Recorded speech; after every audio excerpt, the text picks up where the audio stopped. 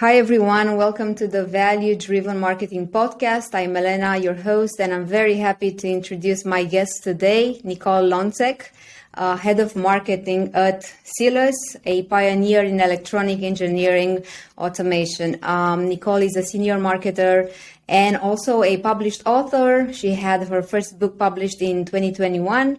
Nicole brings a wealth of experience in B2B marketing. She has over 12 years of international expertise.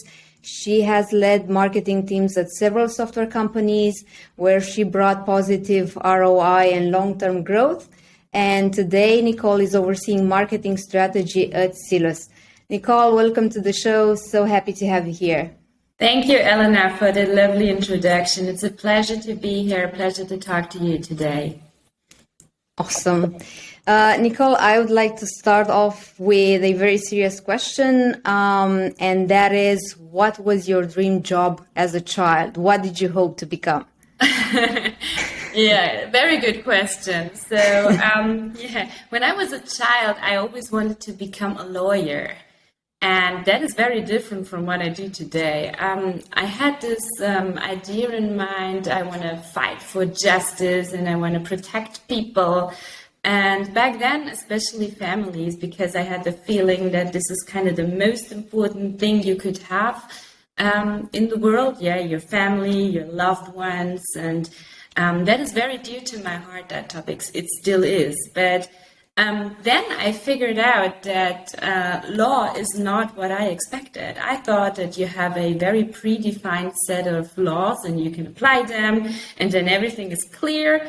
And I figured it's not. Yeah, so you have, one case, and you could apply different set of rules and you could get different results. And that was very frustrating for me. I was like, yeah, I'm not going to do that. Okay, that sounds interesting. I think in a way it kind of resembles marketing because you don't have you can apply the same tactics maybe, but don't get the same results if you don't pay attention to context. So right. And you still, and you also have to have the ability to communicate and to analyze. So I think that sticks to me because that's what I do in marketing as well. Yeah, it's like communicating on a daily basis and analyzing the results. It's pretty much the same after all. I guess so. Awesome. So very nice. Thank you so much for sharing that with us. Nicole, I do want to go back a little bit to CELUS. You guys offer a complex solution. It's engineering, electronics engineering automation. So you're probably addressing a niche and very technical audience. So can you tell us a bit more about, who's your solution for and what's your value proposition? Yeah, absolutely. So you're right. We do have a very technical audience. Our audience is mainly electronics engineers, and we do focus on OEMs and also on component manufacturers. So we do have different personas there. And these people are very rare nowadays. So electronics engineers, they don't... they're kind of dying out, because most of the people, they don't study electronics engineering anymore. They rather go to IT. So the very few electronics engineers out there we have to protect them. We have to listen to them. And they're very like a rare source right now. And it comes naturally that these people are very skeptical when it comes to new technologies, because you have to know that electronics engineers, they have to, they do have to have a long study, they have to do a long training, and they have to build, as in every profession, a very long work experience to make things work. And then a new company comes around and tells them, hey, we can do your work and we can automate your work.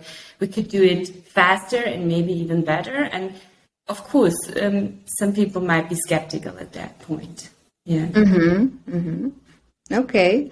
And could you describe a bit how do you go about establishing trust in communication with such a niche and skeptical, as you said, audience? Because, of course, trust is at the core of marketing. If you don't have trust, people will not listen to you, will not even consider engaging with your company. So how do you go about establishing trust?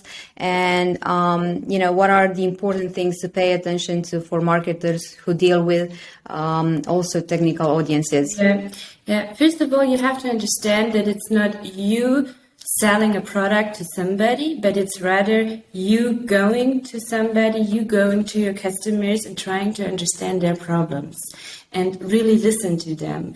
And if you understand their problems and really are able to create value for them, and making sure you understood what is needed, then you can approach them, and then you can also kind of wipe away that skepticism a bit.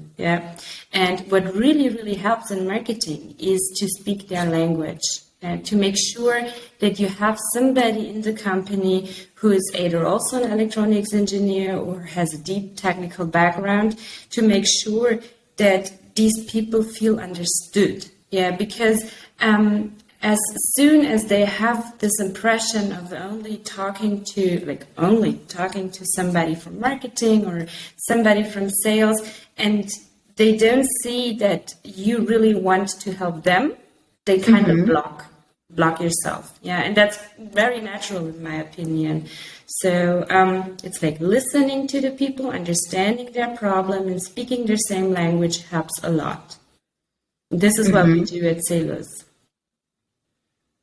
Nice. And in terms of, speaking their language, and you've already mentioned you have to have someone that's a technical person. How do you go about, cooperating with subject matter experts at CELUS? How does it work?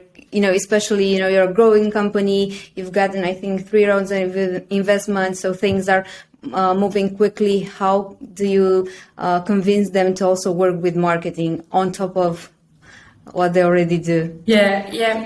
For that, you have to understand that marketing is not an isolated department. They have to work very well and very closely with other departments like product or sales or even R&D, because it's a joint effort, especially when you're a company in our size, or I don't know, even smaller. Every department has to work very, very closely together. And it's not one job of one department. That counts for sales, that counts for product, and also for marketing. So when I really want to know a very technical issue or a technical problem and I want to have it solved, I go to our product department, I go to R&D and tell them, hey, this is our use case, this is what we want to showcase and demonstrate to the clients. Could you help us here? I need that technical specification. I need that technical background. Or, for example, in a case study, I want somebody to proofread it, because I think it's very important for marketing people to understand the technical parts and to also be educated yourself on that. But at the same time, you need somebody to validate what you wrote, what you created as a marketing asset. And the best idea for that would be to have somebody from the electronics engineering perspective. Looking at it, and it's like, I would approach that person as like, hey, would you want to buy my product after you've seen my marketing asset? Yes or no? Be very honest with me, be very blunt about it. I need that feedback. And if this person says yes, then I'm good to go. So, and this is how I involve people in general. And for example, at CELUS, there's a new position right now, which is we call it community manager, or actually it's a field application engineer. And this person is our go-to person when it comes to translating also technical topics to the normal world, if you will. And I would say for every company, basically, no matter what size, this is a very good strategy. So you have one person in place. We call it the evangelist. And we tell that person to go and bring out the message to the world. And this works very well. And the same goes for when you want to look at the outside of the company, when you want to work with subject matters experts there. we do that from different companies. It's either clients or it's partners or any other kind of collaboration, but you need to make sure that it's a win-win situation for both. Yeah, you need to also make sure that this other person, the subject matter expert, has a value for itself, for himself as well. And when you can create something, again, with value combined, then I think it's the most prosperous collaboration you could do. So what I'm hearing, it's a mindset of we have to collaborate in order to make marketing work for our customers. And it's also a specific role that kind of translates the engineering things into the real world or into, more simple terms, into, layman's words, so to speak. Yeah, it's both. It's translating it to the normal world, or the outside world. It's not normal and unnormal. And it's also communicating the same language. So it's a parallel stream with two communication flows. And because you already went into talking about partnerships, which I think are a marketing approach that is not used to the maximum. Maybe perhaps in the last couple of years, I've seen more and more companies actually realizing like we're sitting on a gold mine. We need to involve our clients and our partners more and co-create. And because you went there, I would like to ask you a little bit about how do you go about creating value for your audience and customers through your marketing? So first, what we do is going back to the clients, because this is the most important source for us. Yeah, these people can give you the best feedback. They can give you the honest feedback, and they can tell you what they want, especially when it comes to new features, for example. So talking to them in the first place is like the most valuable resource you could use. And then, when you have all the feedback, you can generate a marketing content plan. You can generate a list and formulate and create assets out of that. Yeah, because they can tell you exactly what they need. And even if they say, hey, I don't know what I want, it's also a hint into a direction. So it tells you that you need to guide them a little bit. Yeah, and this is what we do, and this is how we formulate our marketing assets and how we create value to them. And on top of that, what we do is we build marketing assets which builds on one another. So, for example, we create an ebook, and then we have different tutorials on top of that. We create a case study, and then we have follow-up case studies, and we can tell people how they can build with our software their new entire electronics engineering department, how they can reevaluate things. And this takes time, so this is not an effort what you do in 4 weeks or even not in 3 months. Usually buying cycles in software industries, they tend to be from 9 to 12 months, for example. It depends on the value, and it depends on how much time it needs to be implemented. But that gives you time to educate your audience and to prepare them from a marketing perspective. And this is the most helpful and valuable way you can do before you hand over to sales. Absolutely. So starting always from the customer need and keeping an open line of communication is super important. So you can actually build something that's relevant and answers actual questions. So not just assuming, but rather going to your clients and asking them, what do you guys need? Yeah, and you can always track your marketing efforts. It's not that we do things blindly and we solely rely on what people say, what they need, because sometimes they say they need X, but actually they need Z, because they don't know better. They communicate something different. What I always do is obviously keeping track of the marketing assets. So I do have a data-driven attribution model in place. So every marketing asset is tracked. I can track down on the email. I can track down on views and opening rates, bounce rates, and whatever. So I do see performance there. It's not that I just have a best guess. And then I can track it down to the leads we have.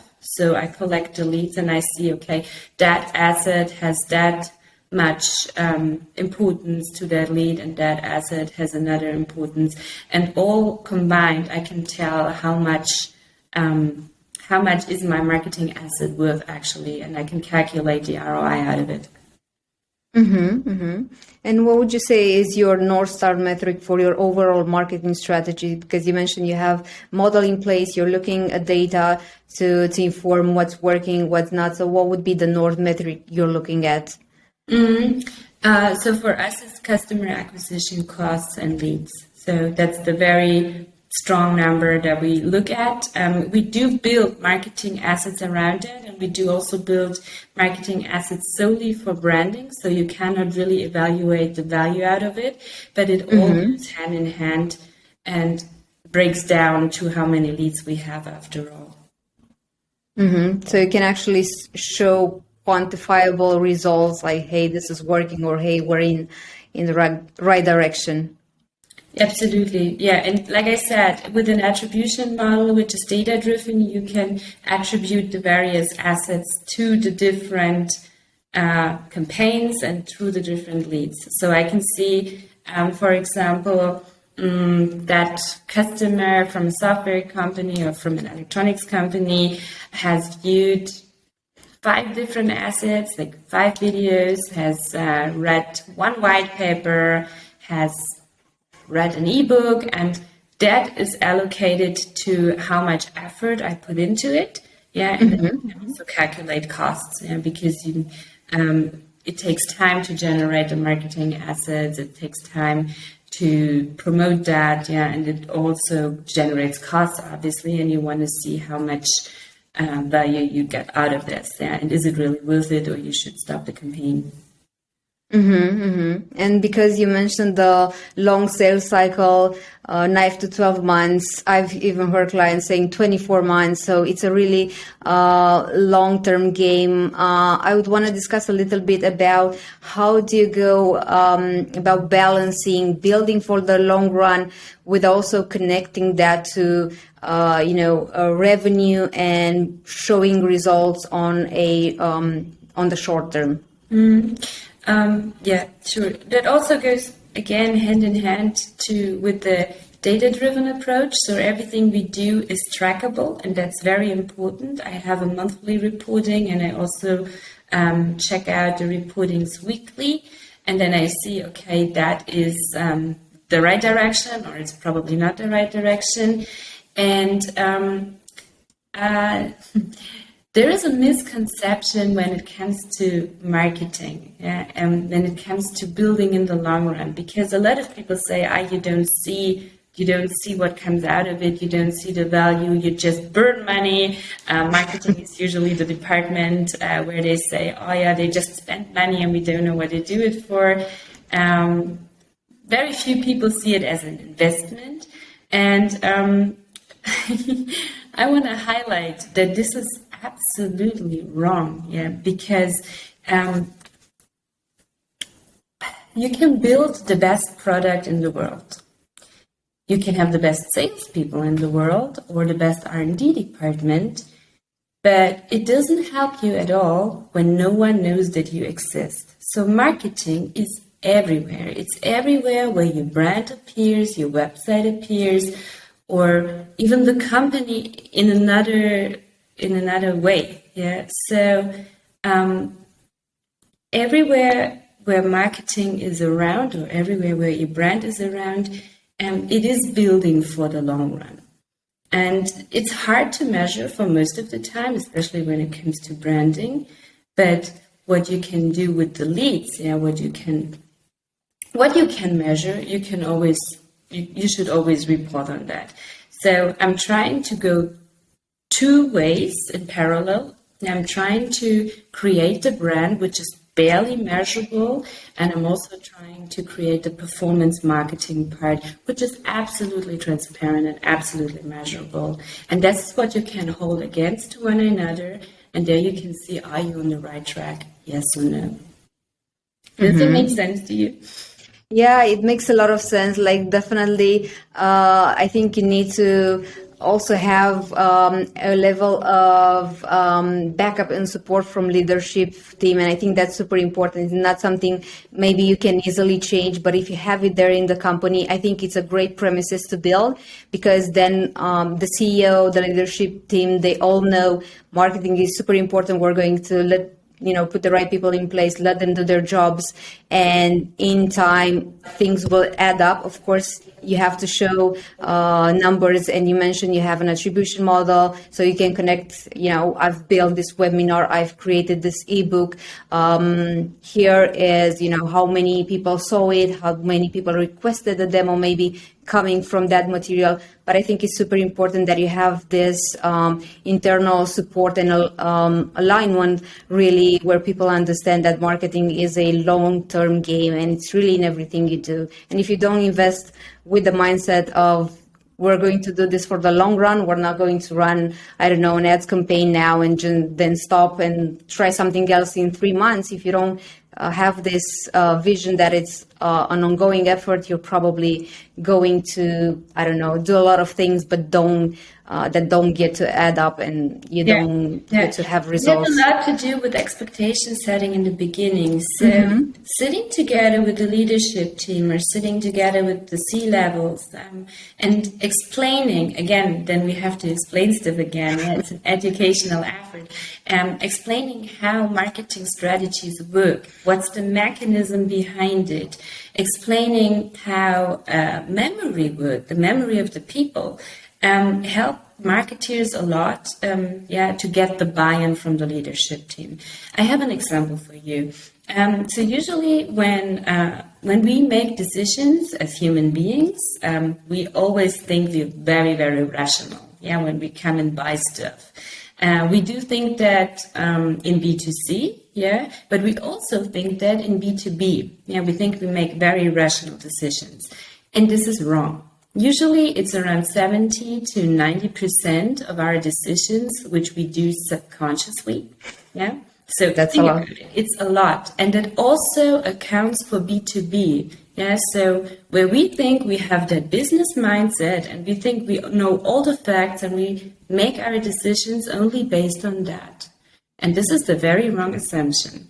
So what you need to do is you need to explain your C-level, or your management team, how decisions are made, how we make decisions as human beings, and also how memory works. We do have short-term memory, and we do have long-term memory. The short-term memory is responsible for our working memory. So when we are focusing on something, when we want to get things done, this is where we use that part of our brain. Where we use the long-term memory, this part of our brain is where we have to learn very different things. It's semantics, it's the explicit memory, but also a very important part is the implicit memory. So the implicit part of the memory comes, for example, when you hear something, when you learn something, but you don't really pay attention to it. So you walk by a house and then you see a brand, but you just saw it briefly and you forgot it already when you walked by it, but it is still in your memory. And this is what you have to keep in mind when you build a brand. Everywhere, and this is why I said it, everywhere where the brand is seen, on the website, or when you are at an event, or when you have your professional claim somewhere, people will recognize it, and it's part of your marketing effort. And when you understand that, how the memory works, and are able to explain that to your leadership team, you have one half of the part. Then you have to explain how analytics works and how digital marketing works, but that's another story. Just do that initial effort, sit together and do that explanation and tell your strategy, and then you have a lot more buy-in, and you have an easier time than you would have otherwise.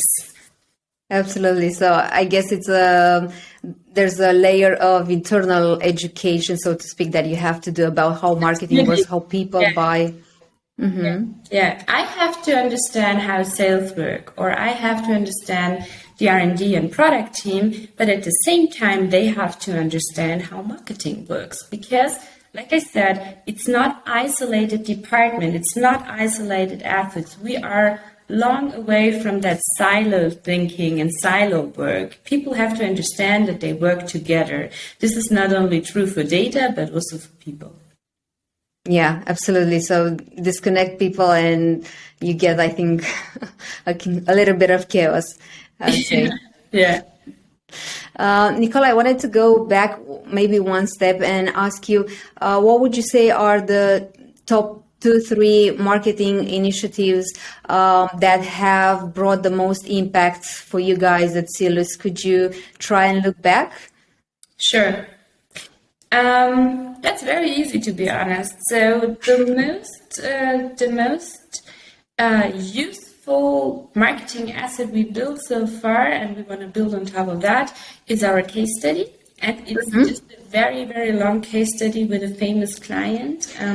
This client is very well known in Germany for heating systems. And the case study is so successful because it's very honest. Yeah, we do show, I think it is around 14 pages or so. It is very expert content.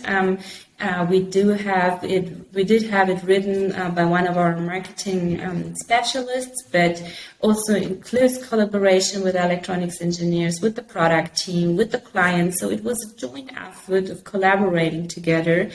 And it shows on a very detailed level what our software is capable of, and it also shows our flaws. And that is something people wouldn't want to show, but it shows the limits. Yeah, it just shows the limits. Okay, this is what we can do. This is the complexity we can do. This is the time we can save you. This is the money we can save you. But this is also where we have to stop. Yeah, and then maybe develop ourselves further, or maybe don't even focus on that further, but just provide that part of the story. And when you are brave enough, and honest enough to communicate it very clearly, people all of a sudden have trust right away. Because why not? Yeah, you said this is what we can deliver, and this is our limits. So this is our most successful case study so far.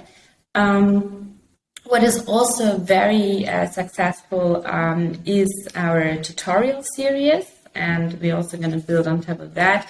So again, it goes back to that educational approach. Yeah.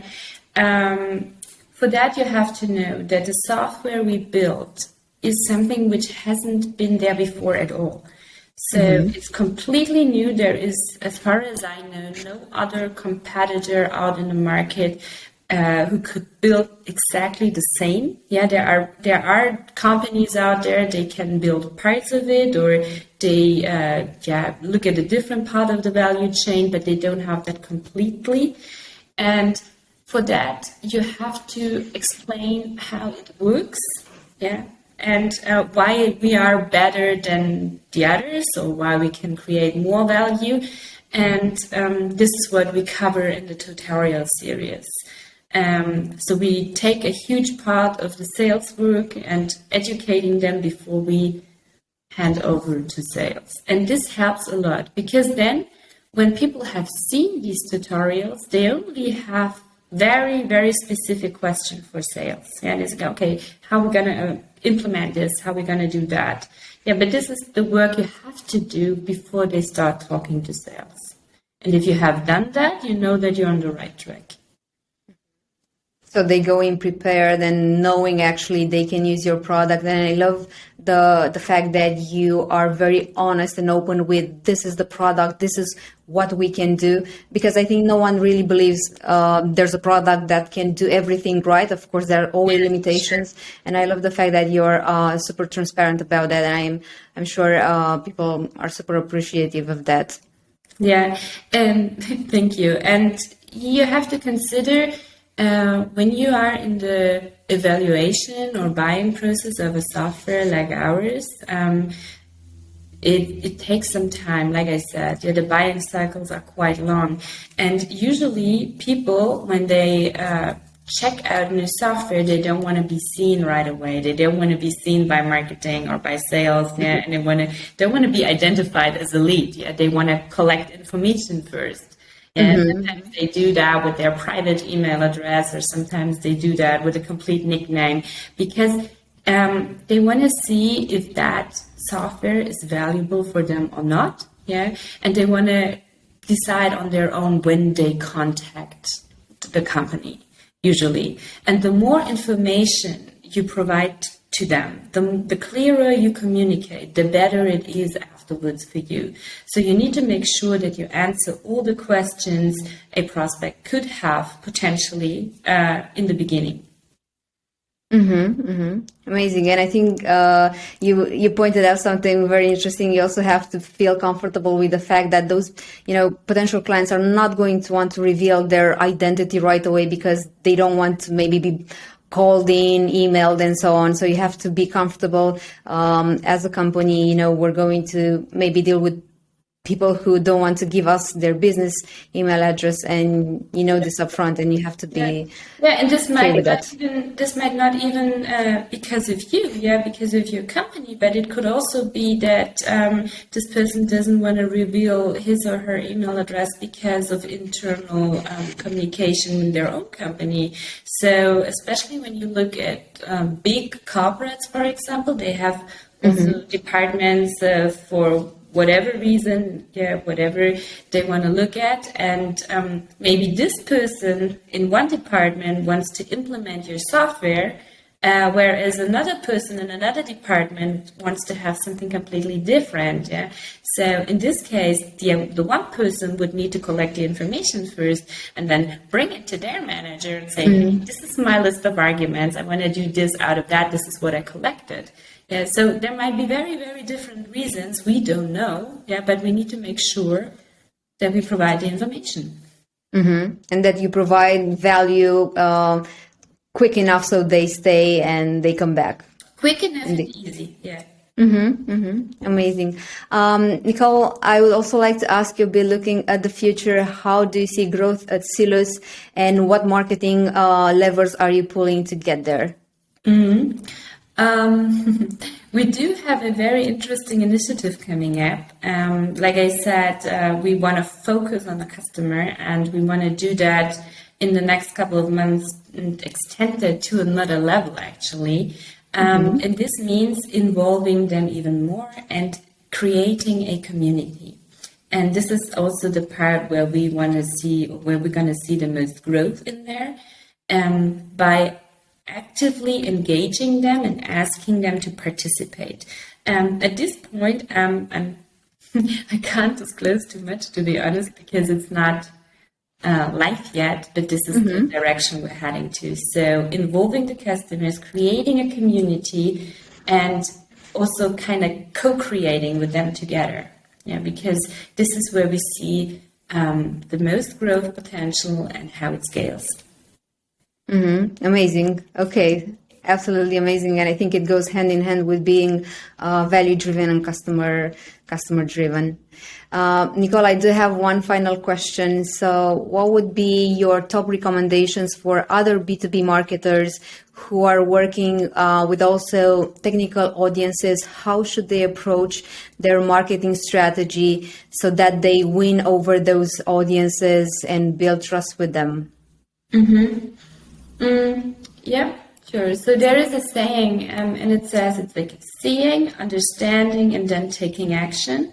And this is the recommendation I could give to other B2B marketers. It is seeing and evaluating your audience, like who do you want to talk to and why, understanding their needs, their problems, and really try to solve them, and then take action, and then go and in communication with them, talk with them, and like really trying to create a dialogue. And this is where I would base my marketing strategy on there. And this is also how you can turn these skeptic people into fans, probably. Amazing, Nicole. That was super interesting. I definitely learn new things from you, as I think with every interaction that we have. Thank you so much for being here with me today. Thank you, Elena. It's a pleasure to talk to you. It's always very, very kind and nice. Thank you so much. Thank you.